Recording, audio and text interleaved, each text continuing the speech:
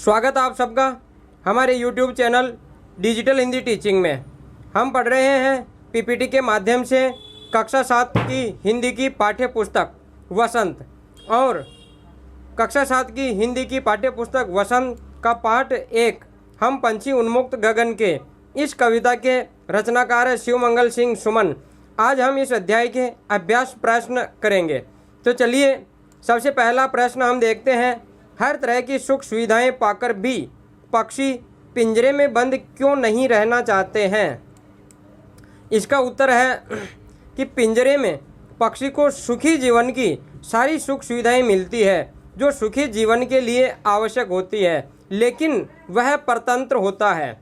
सारी सुख सुविधाएं प्राप्त होते हुए भी पक्षियों को बंधन नहीं अपितु मुक्त वातावरण चाहिए, मुक्त वातावरण पसंद होता है, अर्थात स्वतंत्रता पसंद होती है।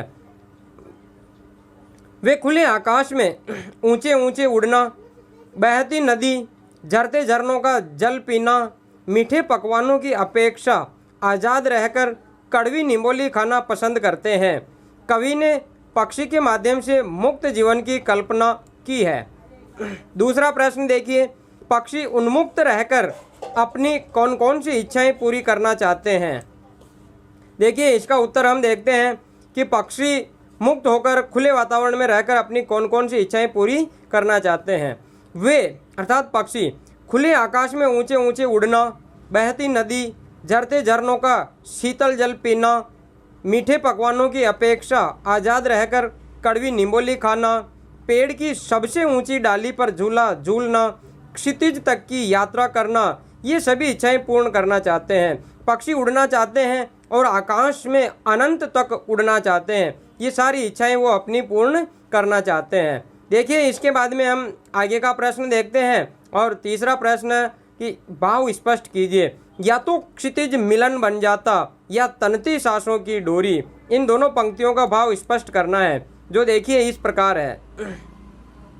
पंछी क्षितिज के अंत तक जाने की चाह रखते हैं, जो कि मुमकिन नहीं है, क्योंकि क्षितिज का तो अंत है नहीं, तो उस अंत तक जिसका अंत ही न हो वहाँ तक कैसे पहुँच सकते हैं।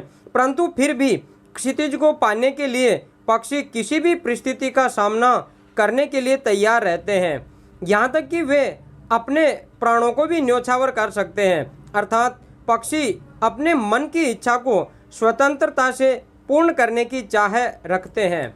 देखिए चौथा प्रश्न, बहुत से लोग पक्षी पालते हैं, पक्षियों को पालना उचित है अथवा नहीं? अपने विचार लिखिए। इसमें आपको अपने स्वयं के विचार लिखने हैं। मेरे विचार है वो मैं यहाँ पर दर्शाता हूँ।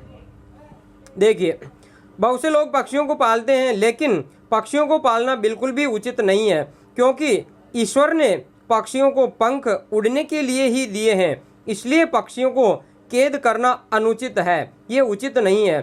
खुले आकाश में ऊंचे ऊंचे उड़ना, नदियों झरनों का जल पीना, फल फूल खाना, पेड़ों की ऊंची ऊंची डालियों पर झूला झूलना उनकी स्वाभाविक प्रवृत्ति होती है।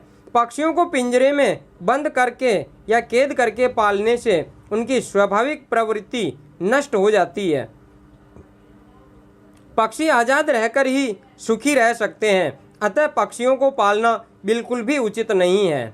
तो पक्षियों को हमें नहीं पालना चाहिए, उन्हें मुक्त वातावरण में खुले उड़ने देना चाहिए, जो वह अपनी मन की सारी इच्छाएं पूर्ण कर सके।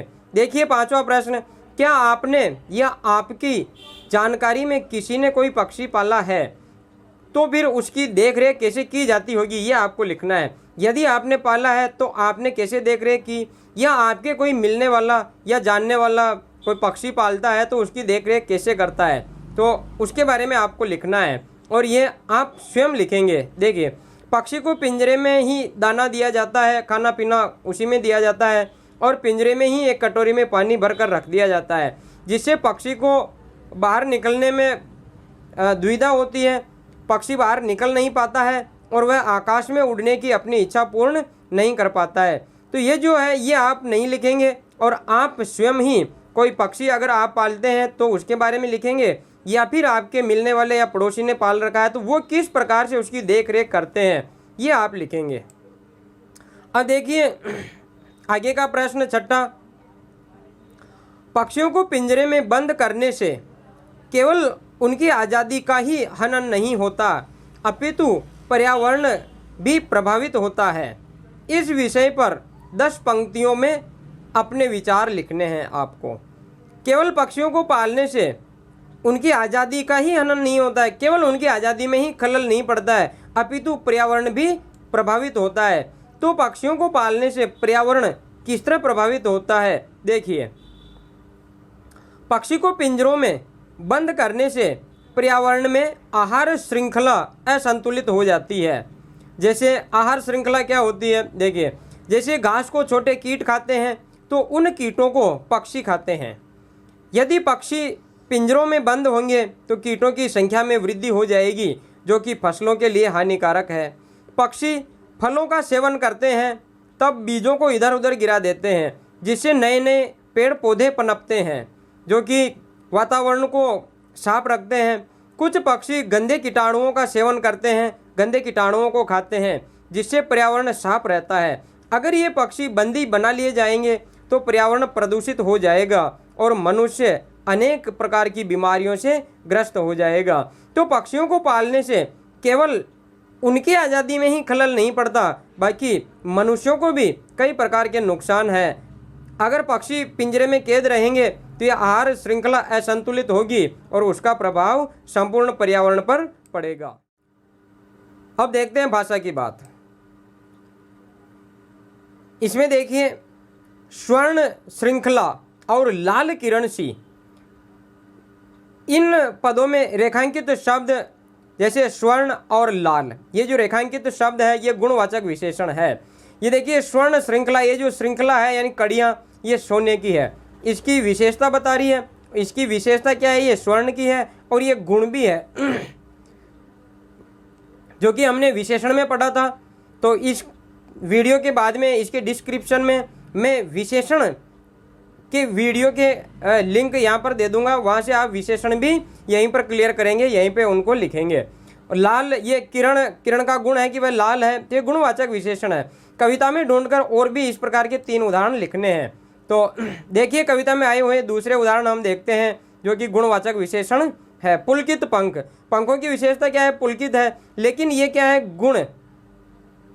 कटुक निम्बोरी, निम्बोरी का गुण है कटुक होना, और ये इसकी विशेषण है, और विशेषण कौन सा है, गुणवाचक है। नीला नभ, नीले नभ में उड़ते हैं। देखिए, कनक कटोरी, आकुल उड़ान, ये सब गुणवाचक विशेषण हैं। और भाषा की बात में हम दूसरा देखते हैं, भूखे प्यासे।